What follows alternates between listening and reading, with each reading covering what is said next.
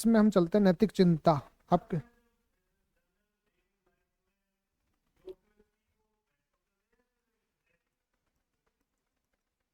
अभी बात करते हैं नैतिक चिंताएं।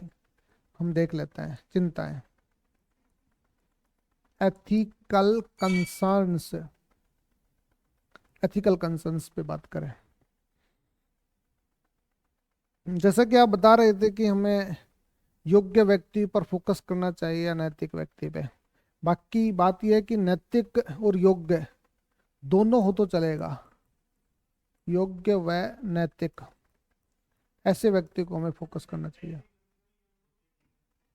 ये कोई मैटर नहीं करता, यदि नहीं होते हैं तो उसको योग्य बनना चाहिए। यदि नैतिक है तो उसकी संभावना इस दुनिया में बहुत ज्यादा है, यदि वो योग्य हो जाता है तो।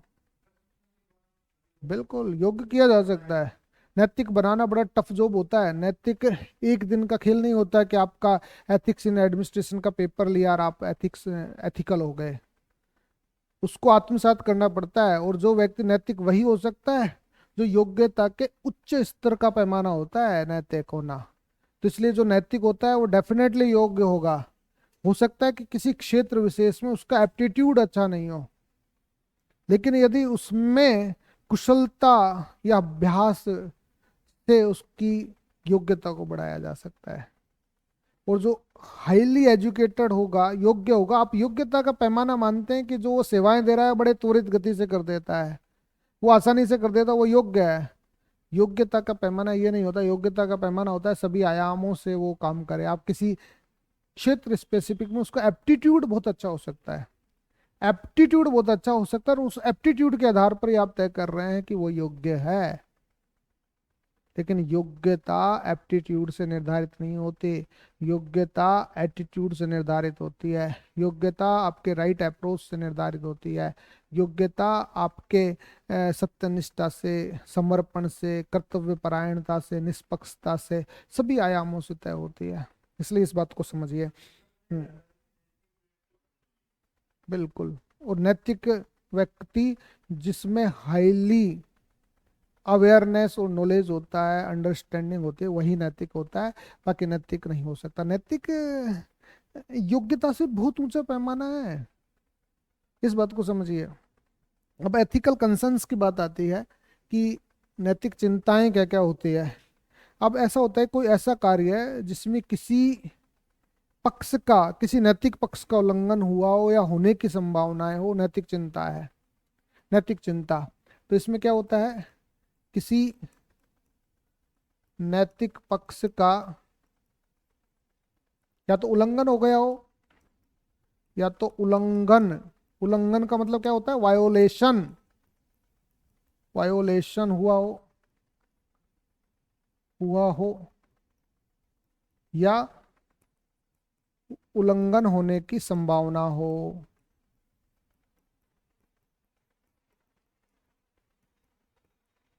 संभावनाएं हो, वो एथिकल कंसर्न्स है। इन एथिकल कंसर्न्स के साथ में हमें क्या क्या समस्याओं का समाधान करना पड़ता है, किस तरीके से करना पड़ता है, ये चीज़ों को हमें देखना है।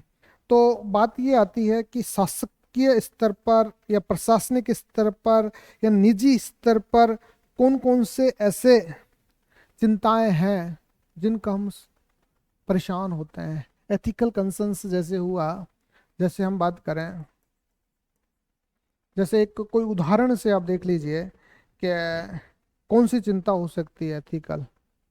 एथिकल होता है कि क्लोनिंग, क्लोनिंग टेक्नोलॉजी एक बहुत बड़ा आधार है हमारे आज के स्थिति में, कि स्टेम सेल टेक्नोलॉजी को, स्टेम सेल तो चलेगा क्योंकि ठीक है, क्लोनिंग, हाँ ये लिख लीजिए, क्लोनिंग या डिजाइनर बेबी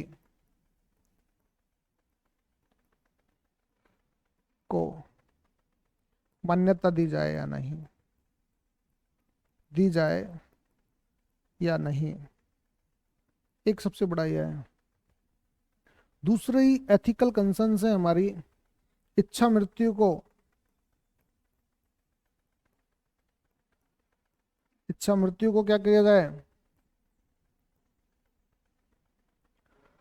कानूनी घोषित, कानून सम्मत बनाया जाए या नहीं, घोषित किया जाए कि नहीं, घोषित करना, ये भी हमारे एथिकल कंसर्न्स है। हाँ हाँ हाँ, बिल्कुल। चैट जीपीटी,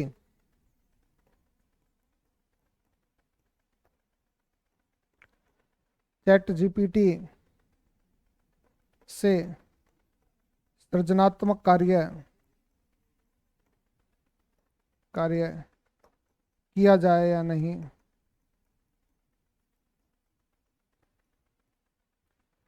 सृजनात्मक कार्य की बात कर रहा हूँ, क्रिएटिव वर्क्स खत्म कर देगा ना ये हमारी समस्या को, किस तरीके से क्या होगा। अब चौथी बात ये आती है, जीएम क्रॉप्स को मान्यता दें या नहीं दें, ये भी हो सकता है। हाँ, या समलैंगिकता के मुद्दे को अपनाया जाए कि नहीं अपनाया जाए, समलैंगिकता,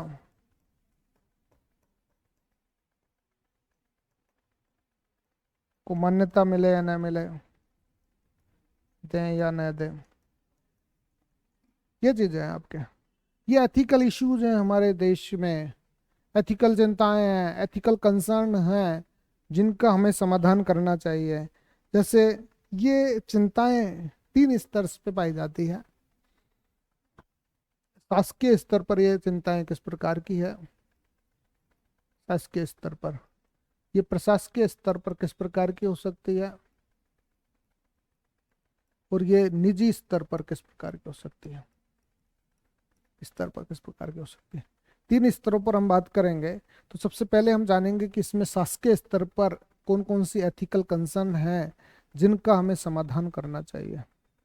ठीक है, तो छोटी छोटी बातों को लेकर हम चलेंगे, और इन एथिकल कंसर्न्स का समाधान कैसे हो, इन चीज़ों को हमें देखते हैं। और जब इन चिंताओं का समाधान करना है हमें, कि इन नैतिक चिंताओं के लिए नैतिक मार्गदर्शन लेना होगा हमें, नैतिक मार्गदर्शन, ये नैतिक मार्गदर्शन के स्रोत कौन कौन से हैं, ये जानना है। जब हम उत्तर देंगे तो इनके स्रोतों के बारे में आपको पता होना चाहिए। बोलिए कौन कौन से स्रोत है। तो सबसे उच्च स्तर का स्रोत कौन सा है नैतिक मार्गदर्शन का, हमें संविधान के सभी आयामों का पता होना चाहिए, ताकि हम जान सकें कि संविधान में क्या बातें लिखी है। संविधान को पहली वरीयता मिलनी चाहिए। जब संविधान में वरीयता है तो पहली वरीयता संविधान को दीजिए। संविधान की बातें नहीं है तो कानून में होगा, कानून को दूसरी वरीयता आप दे सकते हैं। तीसरी वरीयता आप नियम प्रक्रियाओं को दे सकते हैं, नियमों को, उपनियमों को या प्रक्रियाओं को आप फॉलो कर सकते हैं। यदि इससे भी पार नहीं पड़ रही है तो आप परंपराओं और परिपाटियों को फॉलो कर सकते हैं, परंपराओं और परिपाटियों को, तो परिपाटी को फॉलो कर सकते हैं। यदि इससे भी नहीं हो रहा है तो अंतिम स्टेज होती है आपकी अंतरात्मा की आवाज, उससे आप इन एथिकल कंसर्न्स का निर्णय कर सकते हैं। अंतरात्मा की आवाज, और इस अंतरात्मा की आवाज में कब विवेक का संकट उत्पन्न हो जाता है, ये चीजों को हमें देखना है। इनका एक क्रम है, वरीयता है, इन वरीयताओं के आधार पर ही हमें उत्तर देना चाहिए। बोलिए समझ रहे हैं मेरी बातों को। अब अंतरात्मा की आवाज के बाद में ये निर्णय लेते समय भी एक विवेक का संकट उत्पन्न हो जाता है। अंतरात्मा की आवाज तो प्योर आवाज है, प्योर सोल है ये, इसमें किसी प्रकार का गलत होने की संभावना ही नहीं बनती। तो जब ये गलत होने की संभावनाएं नहीं बनती तो गलत कहाँ होता है, यही हम गड़बड़ करते हैं, करते ना। तो यहाँ गड़बड़ करते हैं तो कभी कभार यहाँ विवेक का संकट उत्पन्न हो जाता है, क्राइसिस ऑफ रैशनैलिटी, विवेक का संकट। इस विवेक के संकट से हम कैसे दूरी बनाएं। तो बेसिकली जब हमारी जो अंतरात्मा है या हमारे कॉन्शियस है, वो दो परस्पर विरोधी या मूल्यों में से या विकल्पों में से किसी एक पक्ष या विकल्प में ठोस निर्णय नहीं ले पाती, तो विकल्प विवेक का संकट उत्पन्न होता है।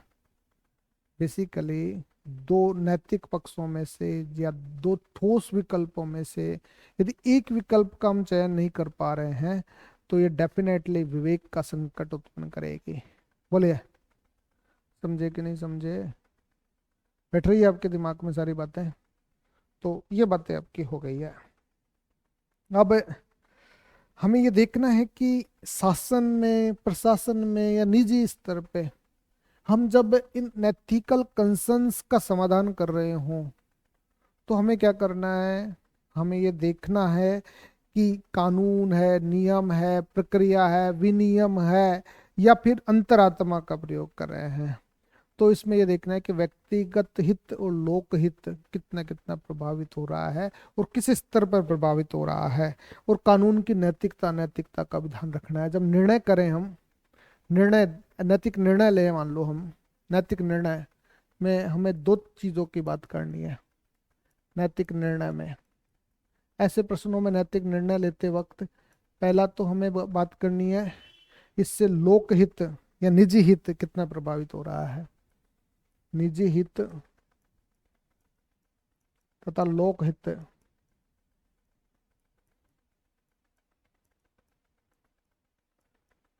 का प्रभाव कितना पड़ रहा है। दूसरा दूसरा इसमें यह हो रहा है कि कानून जो भी हम प्रयोग कर रहे हैं इनमें से इनकी नैतिक अनैतिकता का भी ध्यान रखना है कि आज की स्थिति में है। नैतिकता या अनैतिकता का भी ज्ञान हो। कारण है, लोकहित तो ये कहता है कि भ्रष्टाचार करो, लेकिन नैतिक नहीं है, कानूनी नहीं है, तो आप क्या करेंगे? लोकहित तो ये है कि सबने स्वीकृति दे दी है, समाज ने, तो कोई मना ही नहीं करता कि जो भ्रष्टाचार किया है तो बस वो तो कभी अखबारबाजी होती है तो उस अखबारबाजी में किसी का नाम आ जाता है तब गालियां निकालते हैं, बाकी इससे पहले कोई गालियां नहीं निकालते। वो सबको पता होता है कि ये गलत है, उसके बावजूद कुछ नहीं कहता। स्थितियां तो ये देखिए कि हमारे समाज में लोगों को पता होते हुए भी ये नहीं कहते कि वो गलत काम कर रहा है। यह है, आज यदि आप गलत कर रहे हैं तो आपका ही दोस्त आपको टोकेगा नहीं, अरे बहुत बढ़िया चल रहा है, बढ़िया है। ये स्थितियां हैं। यदि ये रोक टोक का सिस्टम यदि नहीं रहेगा तो क्या रहेगा, कैसी स्थितियां रहेंगी, इन चीज़ों को समझिए। तो नेक्स्ट इसमें चले हम कि किस आधार पर हमें करना है। तो आप एथिकल कंसर्न्स बता सकते हैं, 15 शब्दों में उत्तर दे सकते हैं आप, तो बहुत बढ़िया है। यदि दे सकते हैं तो हम सबसे पहले जानेंगे कि शासन के स्तर पर कौन कौन सी नैतिक चिंताएं हैं और जिनका समाधान करना है प्रशासन में और निजी स्तर पे। बेटो, अब हम बात करते हैं शासकीय स्तर पर नैतिक चिंताएं। चिंताएं देखिए, शासकीय स्तर पर क्या क्या नैतिक चिंताएं हैं। जो जैसे सरकार का कदम संविधान की भावना के विरुद्ध हो। पहला तो है संविधान के विपरीत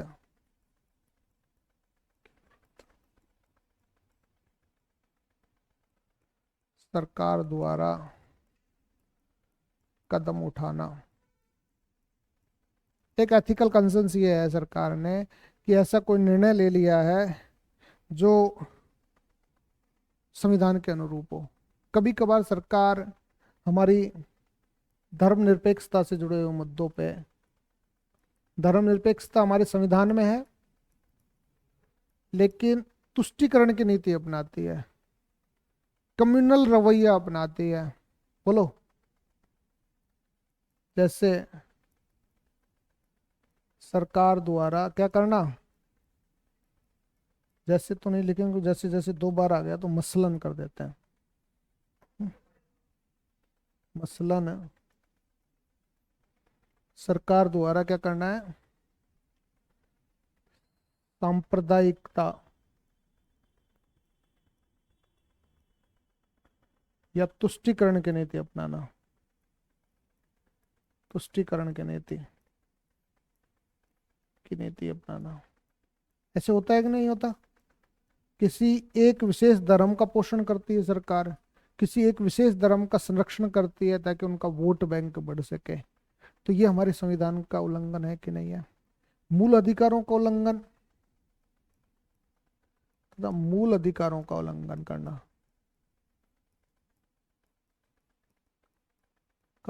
करना।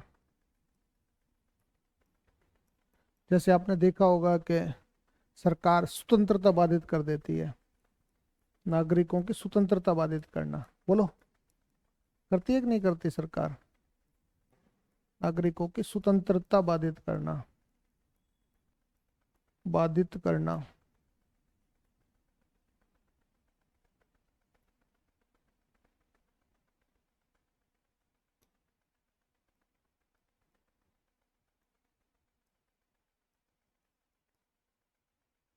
स्वतंत्रता बाधित करना। बोलो, करती है कि नहीं करती?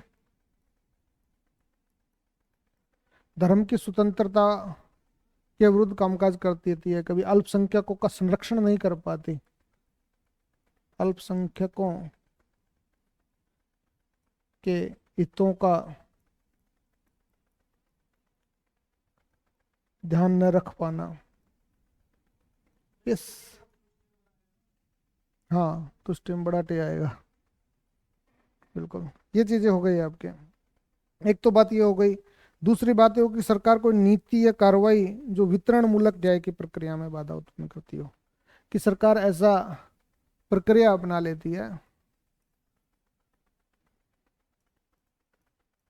सरकार द्वारा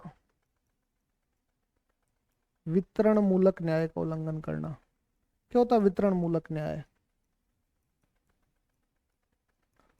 उल्लंघन करना क्या होता है? कोई आपसे पूछे वितरण मूलक न्याय क्या होता है, डिस्ट्रीब्यूटिव जस्टिस क्या होता है? देखिए, हमारी जो अर्थव्यवस्था है, उस अर्थव्यवस्था में हमने किसको अपनाया है? किसे अपनाया हमने अपनाया है कि भाई स्वस्थ प्रतिस्पर्धा को बढ़ावा देंगे। संसाधनों का जो वितरण है वो व्यक्ति अपनी योग्यता के अनुसार अपने आप ले जाएगा, और यदि उस वितरण में कोई रह जाता है तो उसका सरकार रीडिस्ट्रीब्यूटिव करती है। बोलो, तो हमारे यहाँ दो प्रकार का वितरण पाया जाता है। पहला तो है योग्यता के अनुसार वितरण। हमें जब वितरण का पढ़ते वक्त हमें अरस्तु की वितरणात्मक न्याय व्यवस्था को जाना पड़ेगा, जो अरस्तु कहता है कि योग्य व्यक्तियों को संसाधनों में अधिकार अधिक मिलना चाहिए। लेकिन बाद में एक थ्योरी देता है वो संशोधनात्मक न्याय व्यवस्था, उसमें ये कहता है कि यदि वितरण के योग्यता के अनुसार जो वितरण हुआ है उसमें कुछ शेष रह जाता है, कुछ ऐसे लोग होते हैं जिनको कुछ नहीं मिल पाता, तो उसका सरकार को रीडिस्ट्रीब्यूटिव करना चाहिए। तो रीडिस्ट्रीब्यूटिव थ्योरी हमारा यह है। तो दूसरा होता है कमजोर वर्गों के लिए पुनर्वितरण करना, रीडिस्ट्रीब्यूटिव थ्योरी अपनाना करना। कभी कभार सरकार ऐसे मानकों का उल्लंघन कर देती है। आप सोचिए, आप सरकार में जा रहे हैं ना, तो सरकार में जा रहे हैं तो आपको ये सोचना चाहिए कि योग्यता के अनुसार वितरण हो रहा है, तो योग्यता के अनुसार वितरण हो रहा है तो सरकार ने कहीं ऐसा तो नहीं है टैक्सेशन सिस्टम इतना ज्यादा कर दिया हो कि एक योग्य व्यक्ति उत्पादक गतिविधियां ही प्रारंभ नहीं कर पा रहा हो, एक जो व्यक्ति अधिक टैक्स देता है उसको सरकार परेशान कर रही हो, ईज ऑफ डूइंग बिजनेस को परेशान नहीं, वो ईज ऑफ डूइंग बिजनेस को बढ़ावा नहीं दिया जा रहा हो। तो ये चीजें हो गई। कहीं ऐसा तो नहीं है कि जो डिस्ट्रीब्यूटिव के तहत जो टैक्सेशन सिस्टम आ रहा है उस टैक्सेशन सिस्टम में सारा का सारा कमजोर वर्गों को बांट दिया और कमजोर वर्गों का दायरा बढ़ा दिया हो।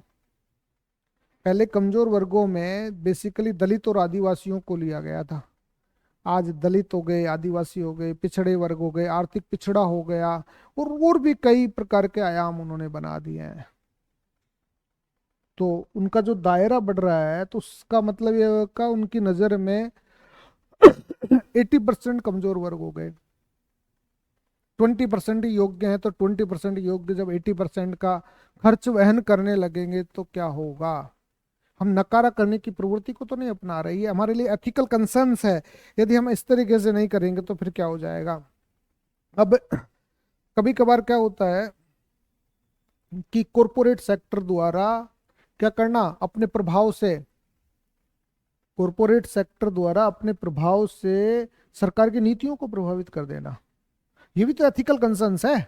सोचिए, हमें सोचना है, कुछ नहीं करना, वहां तो आपको लिखना है। कॉरपोरेट सेक्टर द्वारा अपने प्रभाव से, और प्रभाव कोई सा ही हो सकता है वो चंदा देता हो सकता है सरकार की उसमें हिस्सेदारी हो, कुछ भी हो सकता है, सरकार के कोई भी व्यक्ति है उसकी हिस्सेदारी हो। सेक्टर तो अपने प्रभाव से सरकारी नीतियों को प्रभावित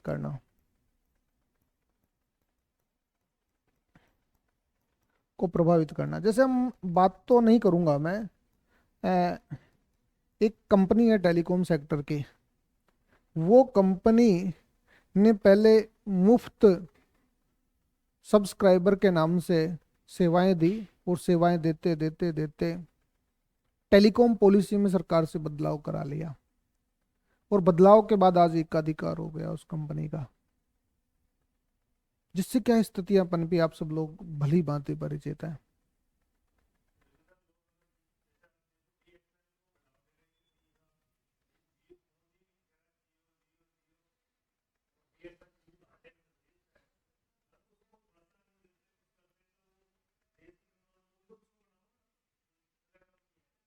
तो इसीलिए आपने देखा होगा कि किसी एक क्षेत्र का टेलीकॉम सेक्टर में प्रभाव बढ़ने से प्रतिस्पर्धा आयोग में मामला गया, कॉम्पिटिटिव कमीशन में मामला गया है।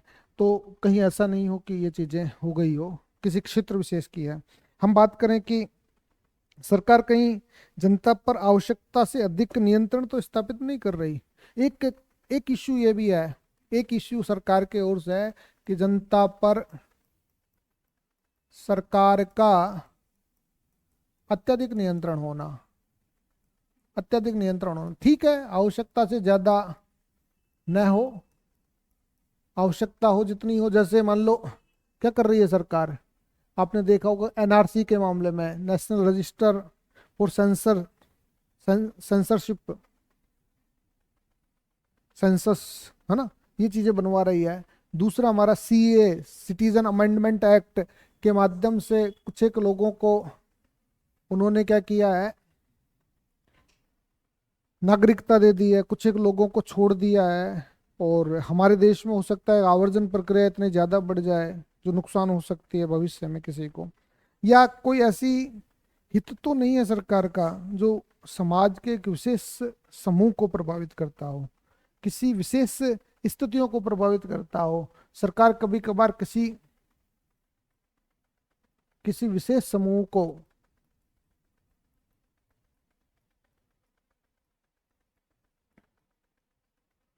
लाभ देने के लिए कानूनों में बदलाव करना बदलाव करना।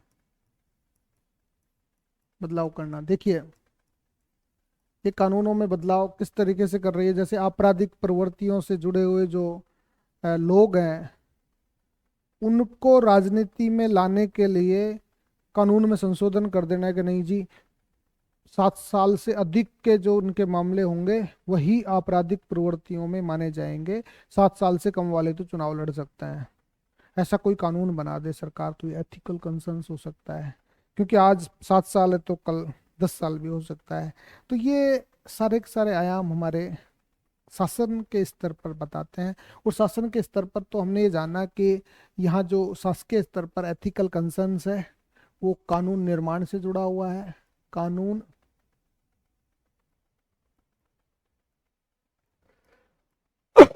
नीति या प्रक्रिया निर्माण से जुड़ा है, क्रियान्वयन दोनों से जुड़ा है। बोलो, दोनों से जुड़ा है कि नहीं जुड़ा।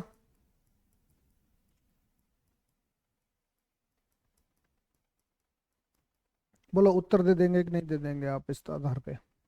कोई पूछे भी शासकीय स्तर पर क्या क्या समस्याएं हैं, और मेरे हिसाब से आपको इस प्रकार के ही उत्तर दिए जाने चाहिए। बोलिए। तो ये आपका हो गया क्या, कि शासकीय स्तर पर चिंता, मिटा दें इसको। अब प्रशासन के स्तर पर क्या क्या एथिकल कंसर्न्स हैं जिनको हमें देखने की जरूरत है। ठीक है, अभी देखते हैं, इसको निपटाते हैं।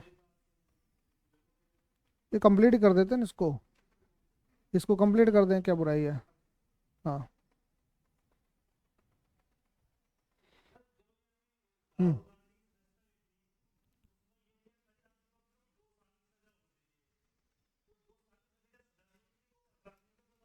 हाँ, उसमें नियम ये लिख रखा है कि 2 साल से कम स्तर का यदि प्रकरण है तो वो आपराधिक प्रवृत्तियों में नहीं माना जाता। तो मैंने आपसे कहा ना कि 7 या 7 से अधिक कर दे और 7 साल से कम वालों को चुनाव लड़ा दे, तो ये चीजें हो गई। पर नैतिक चिंता,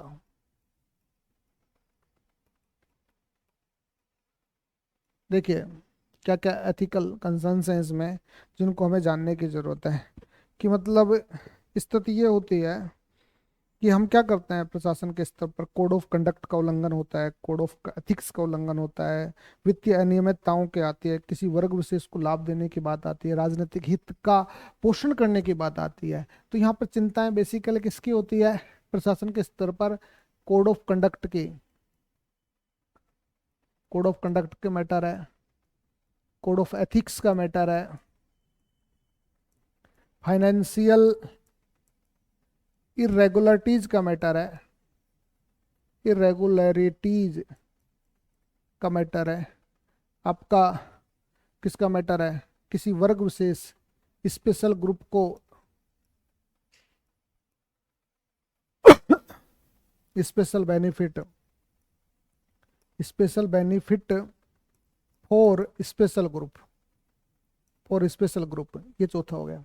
चौथा हमारा ये होगा कि आपका अटैचमेंट है राजनीतिक दलों के साथ में, attachment of political parties, parties and entities,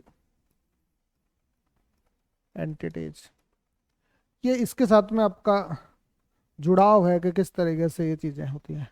तो कोड ऑफ कंडक्ट का मतलब तो क्या होता है कि जो आपका आचरण, आपके व्यवहार को, व्यवहार का नियमन करता है, व्यवहार का नियमन, कि आपको क्या करना चाहिए।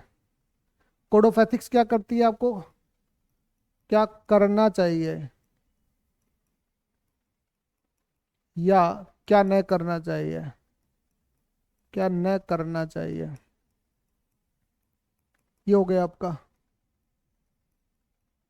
तीसरा आपका इरेगुलरिटीज में क्या हुआ कि सरकारी धनों का, सरकारी धन के संरक्षण में आप का दुरुपयोग से जुड़ा हो गया है।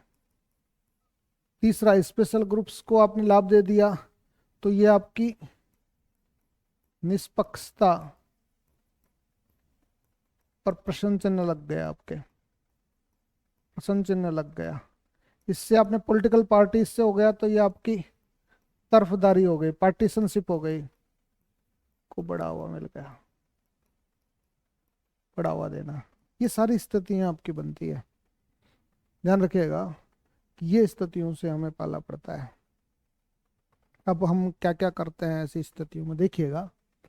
सबसे पहली बात तो यह है कि प्रशासक ऐसा कृत्य करता है तो जानबूझकर या झूठ छिपाकर या सच छिपाकर लाभ अर्जित करने की कोशिश करता है। उसे धोखाधड़ी कहते हैं, फ्रॉड करता है, फ्रॉड। वो फ्रॉड किस मामले में करते हैं? बेसिकली कर्मचारी द्वारा धोखाधड़ी करना, मतलब फ्रॉडबाजी करने, फ्रॉड करता है ना, फ्रॉड, FRAUD, फ्रॉड। जैसे गलत टीए बिल बनाना, गलत टीए बिल उठाता है ना, LTC के दावे कर देना है ना। तो आप झूठे, है ना, झूठे ही तो होते हैं, झूठे टीए, मेडिकल बिल, एलटीसी आदि के क्लेम करना। कूट रचित दावे करना, इसको बोलते हैं कूट रचित दावे। और सरकारी संपत्ति की चोरी करना, खुद ही करवा देता है। सरकारी संपत्ति की चोरी करना, कि चोरी बोलते हैं इसको, इसको धोखाधड़ी बोलते हैं। आप कूट रचित या जालसाजी करना, इसको बोलते हैं। ये कूट रचित या जालसाजी हो गया ना, केस बन सकता है। एफिडेविट और देते हैं कि मैं यह प्रतिज्ञान करता हूं कि मेरे द्वारा दी गई जानकारी सत्य है। पार्टीज एंड एंटिटीज, दूसरे सरकारी संपत्ति का दुरुपयोग की चोरी करना, दुरुपयोग करना।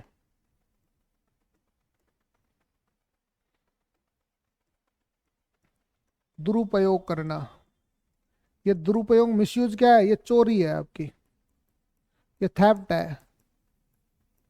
थेफ्ट, चोरी कर रहे हो आप, तो ये आपकी चोरी हो गई।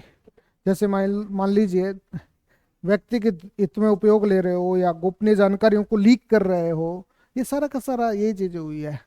और तीसरा बात यह है कि आधिकारिक कार्यों को करने न करने में, आधिकारिक कार्यों को करने या न करने में नकदी या उपहार की मांग करना, ये रिश्वत है आपकी, ये रिश्वत है आपकी, ब्राइब्स है ये, ब्राइब्स है। और इस ब्राइब्स की वजह से आप क्या कर रहे हो, आप बेसिकली अपने कर्तव्यों का पालन नहीं कर रहे हो, कर्तव्यों का पालन नहीं कर पा रहे हो, आप अपने संगठन के प्रति सत्यनिष्ठ नहीं हो, है ना। इसके आधार देखिए, कर्तव्यों का पालन नहीं कर पा रहे हो, आप अपने अधिकारों के प्रति सत्यनिष्ठ नहीं हो, और किसी दूसरे व्यक्ति को आप हित पहुंचा रहे हो। जैसे टेंडर जारी करने में रिश्वत की मांग कर ली आपने, एफआईआर लिखने या न लिखने की पैसे ले लिए, आपने एफआईआर में सो एंड सो का नाम लिखने के एक्स्ट्रा पैसे ले लिए, हटाने के पैसे ले लिए। मीडिया में हो आप, मीडिया में खबर प्रकाशित करने या न करने के एवज में आपने पैसे ले लिए, पेड न्यूज करवा दी, है ना। दस्तावेजों की जांच करने के एवज में आपने रिश्वत मांग ली, यदि आप उच्च अधिकारी हैं तो। ये सारे कामकाज आप लोग करते हैं, और करने से आपको क्या क्या नुकसान होता है। तो ये बातें आपकी हो गई है। फिर आता है आपका उच्च संपर्कों का फायदा उठाता है। अब क्या करता है, कभी कभार उच्च संपर्कों से फायदा उठाना, इसलिए नहीं कहते कि आप सरकार राजनेताओं से कांटेक्ट में मत रहिए, कांटेक्ट में रहेंगे तो आपके खिलाफ कोई कार्रवाई करने से भी डरेगा, है ना। उच्च संपर्कों से फायदा उठाना, लाभ लेना। मान लो आपका कोई बड़ा अफसर जानकार है, तो आपका ट्रांसफर कर दिया जाता है, वो ट्रांसफर आपका कैंसिल करवा देता है। तो इसका मतलब ये होता है कि आप क्या कर रहे हो, उच्च अफसरों के कॉन्टैक्ट का लाभ उठा रहे हो। आप राजनेताओं का लाभ, राजनेताओं से जुड़े हुए हो तो उसका आप लाभ उठा रहे हो। तो ये सारी चीज़ें आपकी चीज़ें बनती है। अब बात ये होती है कि सार्वजनिक हित और कर्मचारियों के व्यक्तिगत हित में विरोध करते हो तो हितों का संघर्ष हो जाता है, कॉन्फ्लिक्ट ऑफ इंटरेस्ट। इसलिए सरकारी कार्मिकों को घोषणा करनी पड़ती है कि फलाना कार्मिक मेरे से नहीं जुड़ा हुआ है। तो क्या होता है, हितों का संघर्ष करना, हितों का संघर्ष होना, हितों का संघर्ष होना, का संघर्ष होना, कॉन्फ्लिक्ट ऑफ इंटरेस्ट। मतलब जब आप कोई सरकारी काम करते हो तो उसमें कभी कभार व्यक्तिगत हित प्रभावित होने लगता है। जब व्यक्तिगत हित सरकारी हित से जुड़ाव पैदा करने लगे, प्रभावित होने लगे, तो आपको उसका समाधान कैसे करना चाहिए। हमें आज भी पता है कि हमारे साथ डॉक्टर के पाठक जो अभी आईएएस हैं और उस वक्त आरपीएससी के सेक्रेटरी थे, उनकी वाइफ एग्जाम्स दे रही थी। तो एग्जाम्स दे रही थी तो आरपीएससी की सेक्रेटरी से उन्होंने कहा कि साहब छुट्टी पे चले गए वो, या तो मेरा ट्रांसफर कर दीजिए या छुट्टी पे चले जाइए, क्योंकि मेरी वाइफ आरपीएससी का आरएस का मींस एग्जाम्स दे रही है। तो ऐसी स्थितियों में आपको भी दूर हो जाना चाहिए।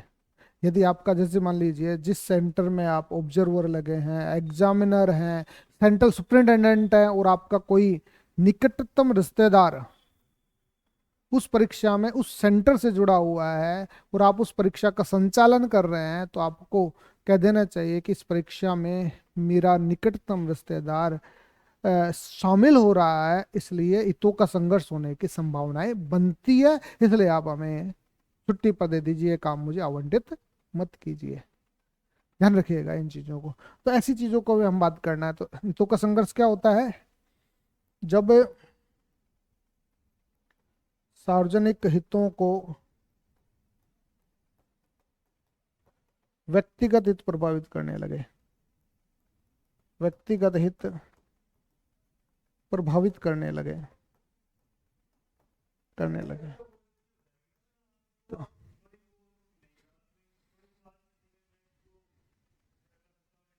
लेकिन फिर भी एक सावचेत आपको बरतनी चाहिए, सावचेत बरतना चाहिए। यदि आप किसी सरकारी विभाग में हैं और सरकारी विभाग में, जैसे आपने सुना होगा कि आजकल चुनाव के समय लोग इस्तीफा दे देने के जाने लगते हैं। तो इस्तीफा देने का मतलब ये है कि यदि आपको चुनाव ही लड़ना है तो 2 साल पहले, 3 साल पहले आपको इस्तीफा दे देना चाहिए था। एन वक्त पे आपने इस्तीफा क्यों दिया? इसका मतलब आपका राजनीतिक सांठगांठ थी, राजनीतिक जुड़ाव था आपका पहले से ही, इसलिए आप इस्तीफा देकर आए, और जब आए तो आपको पार्टी का टिकट मिल गया और आप खड़े हो गए। तो ये चीज़ें आपके एथिकल कंसर्न्स हैं जिनका हमें समाधान करना चाहिए। अब निजी क्षेत्र में क्या क्या एथिकल कंसर्न्स हैं उनको हमें जानने की ज़रूरत है। सबसे बड़ी बात यह है कि यहाँ पर बड़ी समस्याएं हैं कि एक तो संगठित क्षेत्र में लोग क्या करते हैं कि राजनीतिक संपर्कों के माध्यम से सरकारी नीति बदलने का दबाव डालते हैं। तो इसको मिटाएं, पहले तो मिटा दें। रास्ता ये है आपकी निजी स्तर पर नैतिक चिंताएं।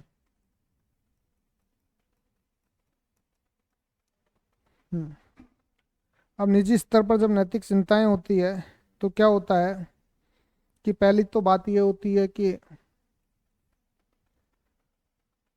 कॉरपोरेट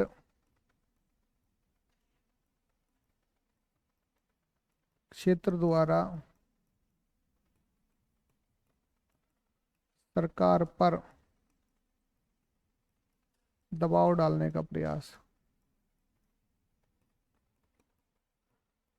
करना। बोलो, जैसे आप समझ लीजिए लेबर कोड के मामले में सरकार ने दबाव डाला, कॉरपोरेट सेक्टर ने दबाव डाला सरकार पर। जैसे लेबर कोड के मामले में जो आज तक नोटिफिकेशन जारी नहीं हुआ, आज तक इस बात का अंदाजा आप लगा लीजिए। दूसरा ये होता है कि कर मानकों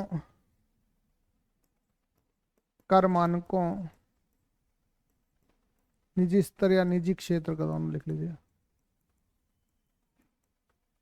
कर मानकों, श्रम मानकों तथा पर्यावरण मानकों का पालन न कर पाना, पर्यावरण मानकों का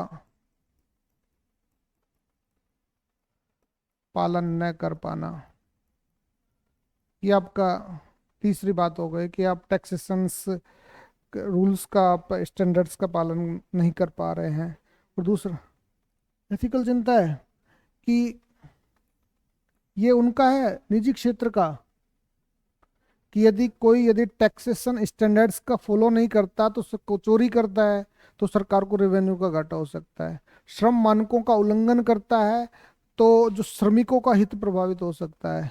पर्यावरणीय मानकों का उल्लंघन करता है तो इस समाज का पूरा प्रदूषित हो सकता है, तो उससे हमें बचाना है।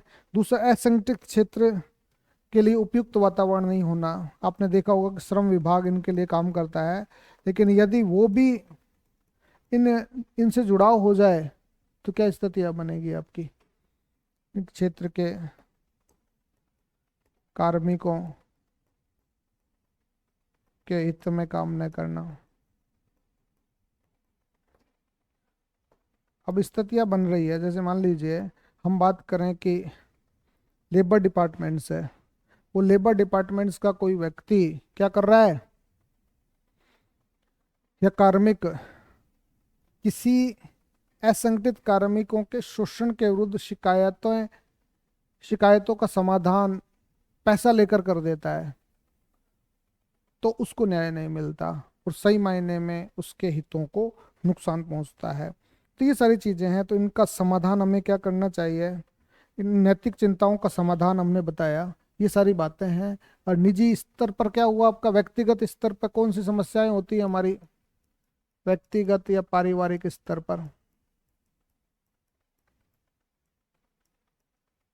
पर समस्याएं क्या क्या होती है बताइए। कौन कौन सी समस्या है हमारे निजी और पारिवारिक स्तर पर। निजी स्तर पर यह है कि व्यक्तित्व का निर्माण करना। दूसरा है पारिवारिक मूल्यों का पोषण करना, पोषण से जोड़ना। तीसरा है उच्च आदर्शों को बनाए रखने की समस्या, इनसे जुड़ी हुई समस्या है रखने। इस तरीके की समस्याएं हैं। तो जैसे व्यक्तित्व निर्माण में आपने बुरा व्यक्तित्व का निर्माण कर लिया, आप दुर्गुणों से युक्त हो गए, तो आपका व्यक्तित्व प्रभावित हुआ तो क्या स्थिति पड़ेगी समाज पे, उन पे। दूसरा हमने बात करी पारिवारिक मूल्यों का, परिवार में मूल्य नहीं दिए, आपको संस्कार ही नहीं दिए गए, तो आपको आचरण ही नहीं है, उनका व्यवहार ही आपका ठीक नहीं है, तो फिर आप कैसी स्थितियों में जुड़ेंगे। तो इन चीज़ों को हमें देखना है। अब हम बात करते हैं कि नैतिक चिंताओं का समाधान हम कैसे करें। तो नैतिक चिंताओं के समाधान के लिए हमें कौन सी चीज़ों से गुजरना पड़ेगा, क्या करना पड़ेगा, इन चीज़ों को देख लेते हैं।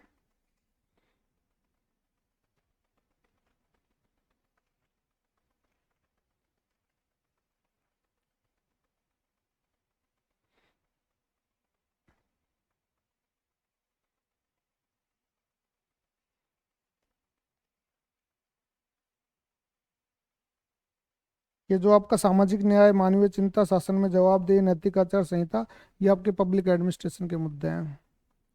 उसमें भी है ना, पब्लिक एडमिनिस्ट्रेशन में है, तो वहाँ आप देख लीजिएगा। पर वहाँ पढ़ाएंगे तब उसमें बता देंगे पब एड में ये सारी बातें। तो ये बातें हैं, तो हम केवल समाधान बता देते हैं। समाधान तो आप पढ़ भी सकते हैं, इसको बता देते हैं फिर भी। नैतिक चिंताओं का समाधान मिटाऊं, लास्ट है।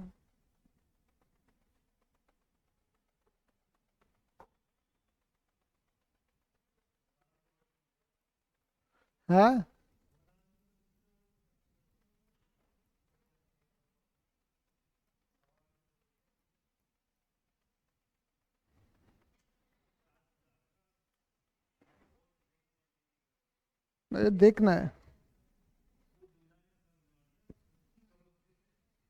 चिंताएं भी खत्म कर दीजिएगा, है ना।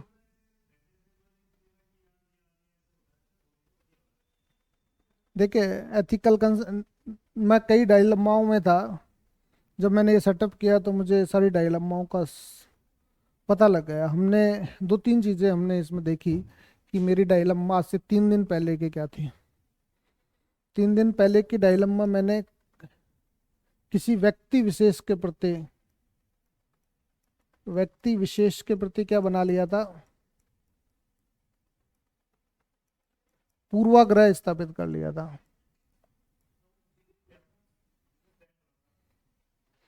तो वो पूर्वाग्रह जब तक आप बात नहीं करेंगे तब तक उसका समाधान नहीं हो सकता। पूर्वाग्रह आपको क्यों हुआ, कैसे हुआ, क्या स्थिति हो सकता है भेदभाव हो गया हो या मतभेद हो गया हो किसी वजह से, ये चीजें क्यों हो पाई। इसकी बात यह है कि आप ऐसा है तो समाधान सीधा सा है कि संवाद कीजिए, संवाद कीजिए, पहला तो यह। दूसरा यह है कि किसी व्यक्ति के संबंध में, किसी व्यक्ति वस्तु, है ना, के संबंध में हमने क्या कर लिया, गलत धारणा अपना ली, गलत धारणा पैदा कर ली, पैदा कर ली, पैदा करना। ये गलत धारणा पैदा करने से ये होगा कि जब तक आप संपूर्ण नहीं जान लो तो किसी के बाद धारणा पैदा मत करो। तो यहाँ हमने सीखा कि संपूर्णता या सर्व आयामों की जानकारी के अभाव में, जानकारी के अभाव में गलत धारणा पैदा नहीं, धारणा नहीं बनाना। आपको पता नहीं है, एक पक्ष के आधार पर आपने कह दिया वो तो ऐसा है जी, वैसी है जी, इनके बारे में हमें नहीं करना है, किसी के बारे में गलत धारणा नहीं अपने। तीसरा हमने ये तय किया, धारणा कोई भी हो सकती है ना, धारणा बना लेना। तीसरा हमने ये तय किया कि जो भी कुछ करो अपने दम पे करो, किसी के भरोसे मत रखिए। ये चीजें हमने कर ली। जो भी कार्य करें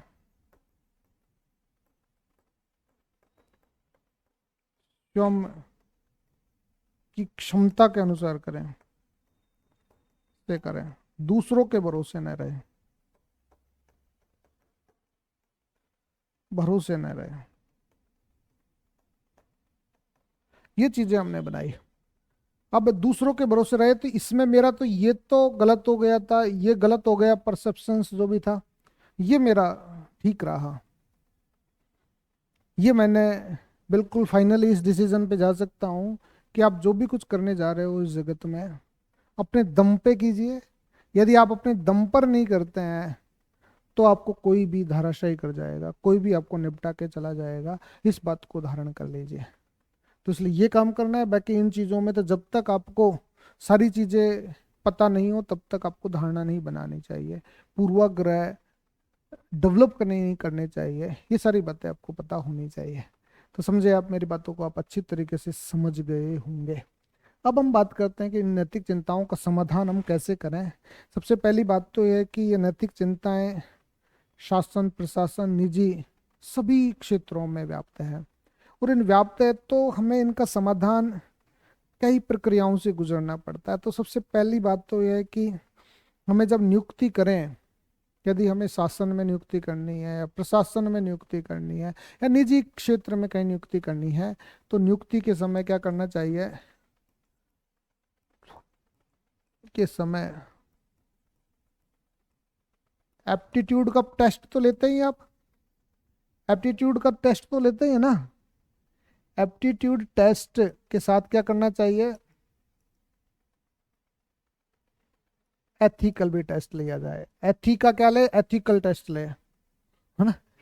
हाँ, एथिकल टेस्ट लिए, समझे आप।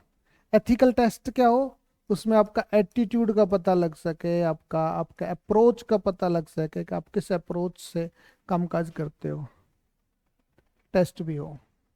बोलो।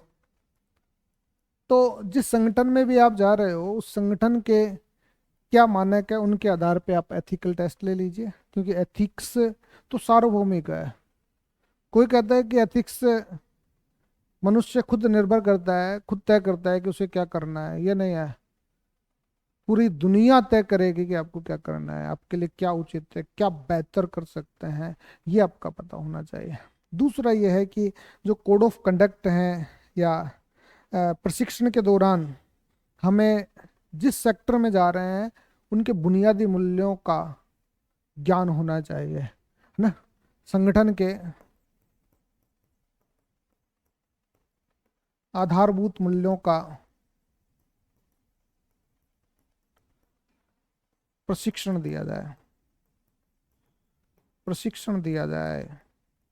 जैसे आप सिविल सेवा में जा रहे हैं तो आपके आधारभूत मूल्य हैं सत्यनिष्ठा, निष्पक्षता, कर्तव्य परायणता, गैर तरफदारी, हाँ, सेवा भावना, अध्यवसाय, ये सारे आपके गुण हैं।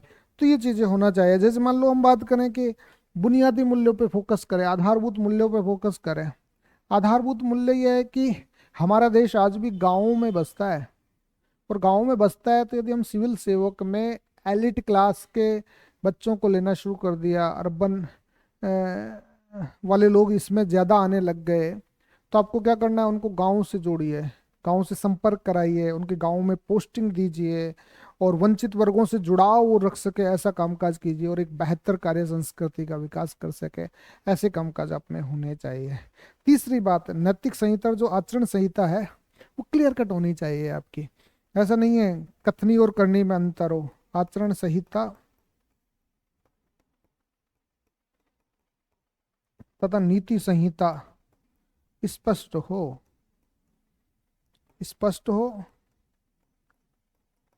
तथा बिजनेस रूल्स में व्यक्ति के पद से जुड़े दायित्वों का क्या हो, स्पष्ट उल्लेख हो। तो व्यक्ति गलती नहीं करेगा। आपको पता ही नहीं है कि मेरा काम, मेरा उत्तरदायित्व क्या है बिजनेस रूल्स में, यदि ये पता है तो आप बहुत अच्छा कर सकते हो। दूसरा ये है कि भ्रष्टाचार जैसे जो मामले उजागर होते हैं, ये भ्रष्टाचार को यदि फौजदारी मामला बना दिया जाए तो कोई भ्रष्टाचार करेगा ही नहीं। अभी सिविल मामला है, वो उसको जमानत मिल जाती है, जमानत के बाद में वापस वो सत्ता में आ जाता है। तो ये चीजें नहीं होनी चाहिए। तो चौथा काम ये है हमारा, भ्रष्टाचार को फौजदारी मामला घोषित किया जाए,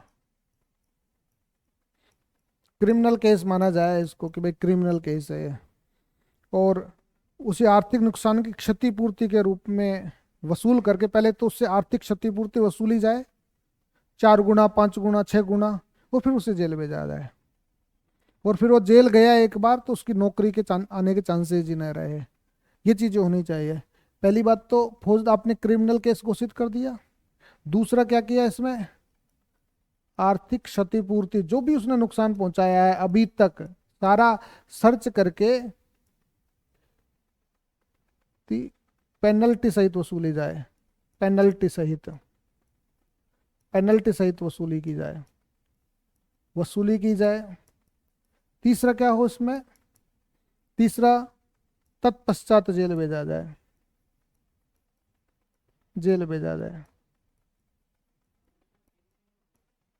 केस ही नहीं होता, यही चीजें होती हैं, अनुमति नहीं देते। हाँ, ये बड़ा टफ है। यदि आपने क्रिमिनल केस घोषित कर दिया तो जरूरत ही नहीं है, कोर्ट में जाएगा केस, आपसे कंपनसेशन, जो भी इकोनॉमिक, जो भी आपने डैमेज किया है वो डैमेज दे दी जाएगी विद पेनल्टी, और फिर आपको जेल भेज दिया जाएगा। और जेल में आने के बाद में आप एक आम नागरिक हो गए, सरकार से कोई वास्ता नहीं रहा आपका। यदि ये कर दिया जाए तो क्यों लेगा कोई रिश्वत। वो 60 साल की नौकरी के लिए आया है, नहीं कि चंद पैसों के लालच में वे साल 2 साल में अपनी नौकरी खराब करके जाएगा। कोई नहीं जाएगा ऐसी स्थिति में। तो ये काम कर दिया जाना चाहिए। और पांचवा ये है कि कर्मचारियों का जो वार्षिक मूल्यांकन हो, वो काम के आधार पर तो हो ही, साथ में नैतिकता का भी आधार हो, और पदोन्नति जो भी मिले आगे वो इसी आधार पर मिले कि वो एथिकल कितना है।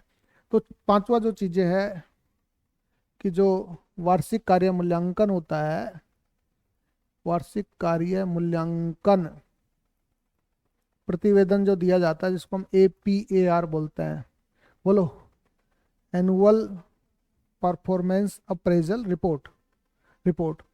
तो ये जो रिपोर्ट होती है वो कार्य के साथ नैतिकता के रूप में हो, और पदोन्नति का आधार भी यही बने, आधार भी यही हो। बोलो, सारी समस्याएं दूर हो जाएगी कि नहीं हो जाएगी आपकी? बोले क्या? बिजनेस रूल्स में व्यक्ति के पद से जुड़े दायित्वों का स्पष्ट उल्लेख हो। देखिए, रूल ऑफ बिजनेस आपने सुना होगा कि जैसे मैं जिस पद पर कार्यरत हूँ, मेरा पद से जुड़े हुए कर्तव्य रूल ऑफ बिजनेस में होने चाहिए, बिजनेस रूल्स में होने चाहिए। हर डिपार्टमेंट्स का बिजनेस रूल्स होता है, उसमें होने चाहिए कि मुझे क्या क्या करना है। यदि करते हैं तो वो आसानी से पता है कि भाई मुझे करना है तो ये काम मैं करूंगा, अन्यथा नहीं करूंगा। ये चीजें हैं। अब हम नैतिक मार्गदर्शन के स्रोत पढ़ेंगे कि हमें गाइडेंस कहाँ कहाँ से मिलती है। ये तो समाधान हो गया, आपका कर देंगे समाधान। तो नैतिक मार्गदर्शन के स्रोत वैसे तो मैंने बता दिए थे आपको, फिर भी हम नैतिक मार्गदर्शन के स्रोतों में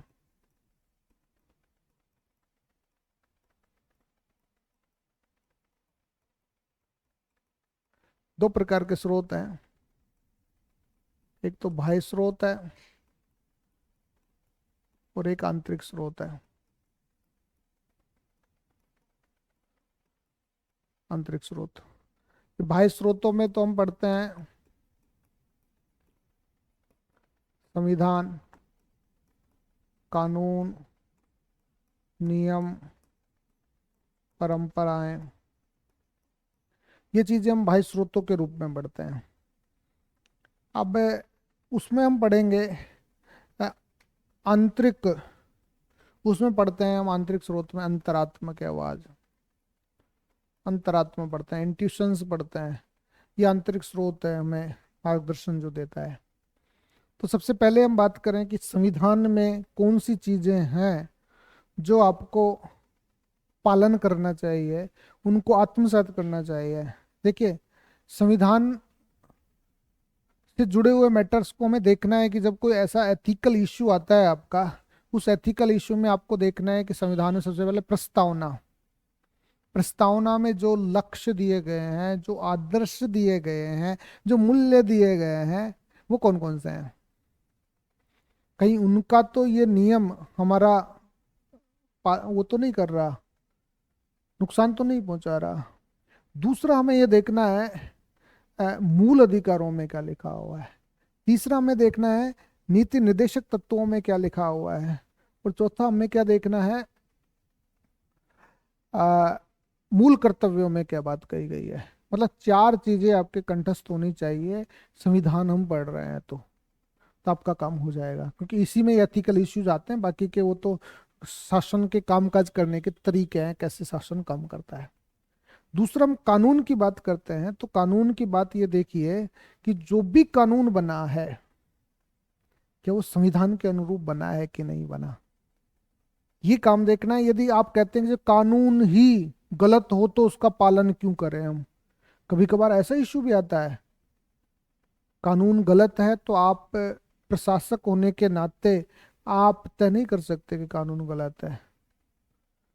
कानून की, जैसे मान लो कृषि कानूनों की हम बात करें, कृषि कानूनों पे जनता ने आवाज उठाई कि सब कानून गलत हैं, तो उनको सरकार ने रद्द कर दिया हो। लेकिन आप यदि वो इम्प्लीमेंट हो गए, आपके पास आ रहे हैं, और सरकार ने कह रखा है कि आपको तो लागू करना है क्योंकि जनता ने मैंडेट दिया है, संसद ने इसे पास किया है, पूरा देश ने इसको मैंडेट दिया है, तो इसलिए कानून कभी गलत हो ही नहीं सकता। अब ये देखना है कि संविधान के अनुरूप है कि नहीं है। अब संविधान के अनुरूप नहीं है तो हमें क्या करना है, ये चीजें देखनी है। दूसरी बात ये देखनी है कि इसमें संविधान के अनुरूप में भी कि यदि केस मामला क्या है कि आप इम्प्लीमेंट करने जा रहे हो ऐसे केस को, और इम्प्लीमेंट करने जा रहे हो तो वहाँ ये आया कि कोर्ट में मामला चला गया है, तो आप कह सकते हैं, अपनी टिप्पणी लिख सकते हैं उस नोट शीट पे, यूं तो इस कानून को संसद ने पारित किया है, लेकिन अभी माननीय उच्चतम न्यायालय में प्रकरण विचाराधीन है।